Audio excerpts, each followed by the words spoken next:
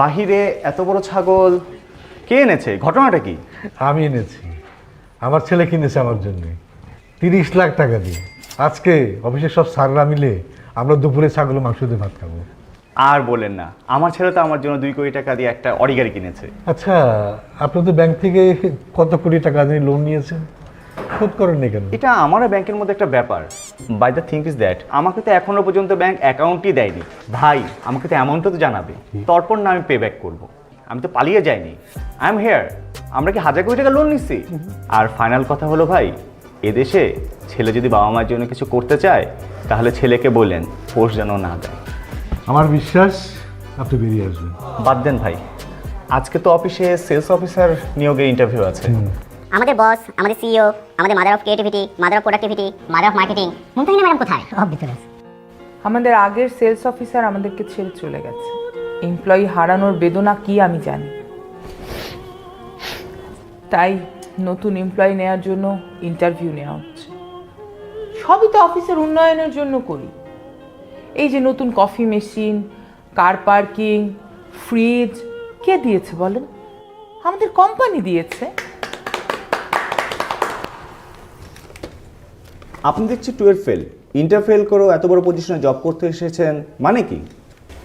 উনি হচ্ছে ঝিউ মমতাহিনা ম্যাডামের লোক। তাহলে আপনাকে একটা প্রশ্ন জিজ্ঞেস করি, এইচআর শব্দ মানে কি? এইচআর হচ্ছে ধরেন এই কোনো অফিসে জয়েন করে একজন মানুষ এসে তার সাথে কথা বলবে। আমি এইচআর ফুল ফর্ম জানতে চেয়েছি। এইটা তো আমার ডিপার্টমেন্ট না, আমার ডিপার্টমেন্ট সেলস। এটা তো আমার কলিগের ডিপার্টমেন্ট। আরে আপনি তো দেখে কিছুই জানেন না। আমার আসলে ব্রেন স্টিউমার হয়েছিল, তাই লেখাপড়া করতে পারিনি। Brain stroke?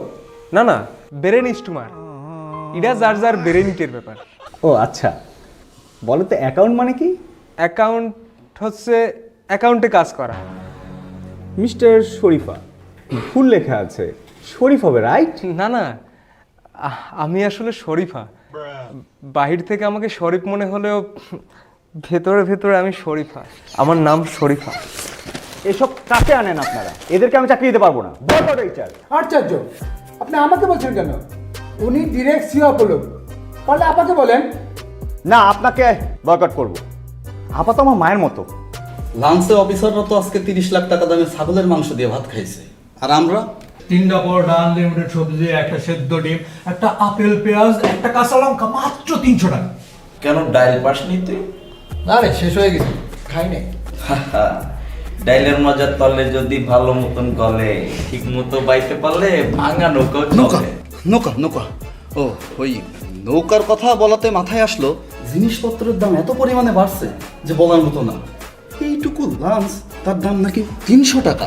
আর আমাদের সিও আপাকে দেখো, বললেই বলবে ভাতের বদলে পরোটা খাও, আলুর বদলে পটল খাও, মাছ মাংসের বদলে ফোকামারা খাও।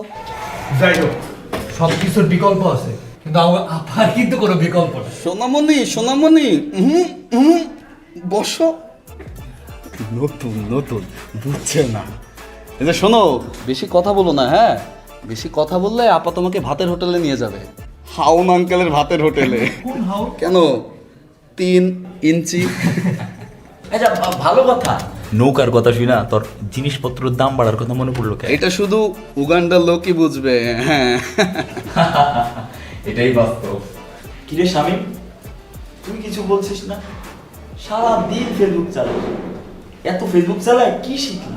শোন, 10 আননোন ফ্যাক্টস অফ বিএমডব্লিউ পুরাটা মুখস্থ বলতেছি। শোন মামা, না প্লিজ। আফা, আমার ছেলেরা তো লেখাপড়ায় খুবই ভালো, মাস্টার্সেও ভালো রেজাল্ট দিয়েছে, অফিসের পরীক্ষা তো ফার্স্ট হয়েছে। ওটাকে কি চাকরি দেওয়া যায় না? ম্যাডাম, আমার সামনে যদি অপশন থাকে যে দুইজনেই মেধাবী, একজন ঝাড়ুদারের সন্তান আর একজন অফিসারের সন্তান, তাহলে অবশ্যই আমি অফিসারের সন্তানকে চাকরি দেব। অবশ্যই, আপনি ঠিক বলেছেন। এটা একটা দ্বন্দ্ব তৈরি করার প্রচেষ্টা। অফিসারের বাচ্চারা মেধাবী নয়, শুধু ঝাড়ুদারের বাচ্চারা মেধাবী।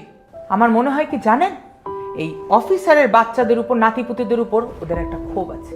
ক্ষোভ কিসের? অফিসারের বাচ্চারা চাকরি পাবে না, তবে কি ঝাড়ুদারের বাচ্চারা চাকরি পাবে নাকি?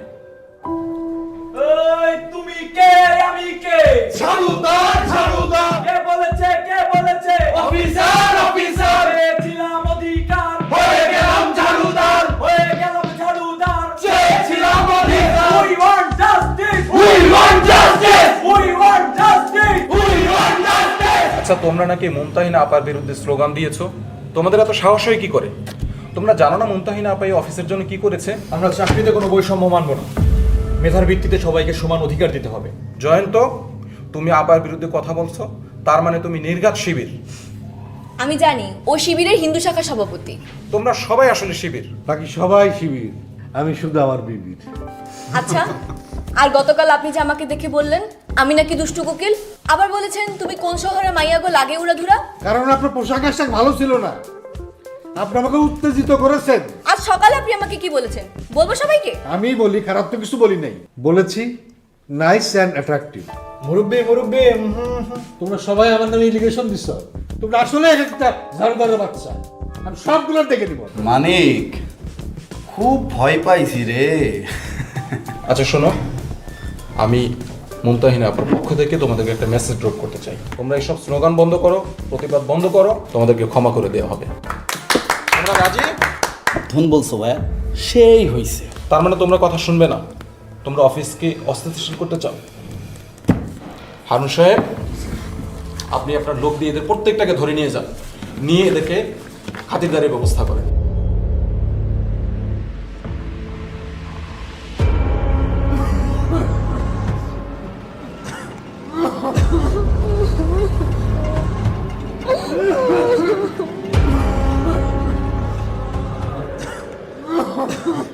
ওরা কিভাবে এই চেয়ারগুলো ভেঙেছে, অফিসের সম্পদ নষ্ট করেছে, ওদেরকে একটু হাত কাঁপলো না।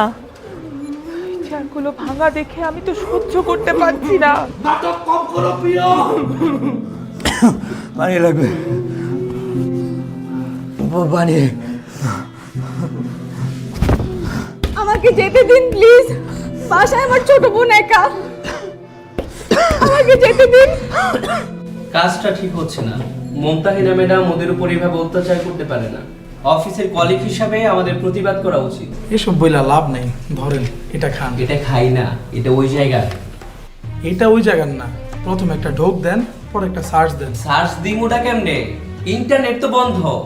ইন্টারনেট বন্ধ হইলো কেমনে? ইন্টারনেট এমনি বন্ধ হয়ে গেছে। কি রে স্বামী, আগে সারাদিন মোবাইল দেখতি, এখন খালি ঘুমাইতেছিস কি? অফিসে কত কিছু হয়ে যাইতে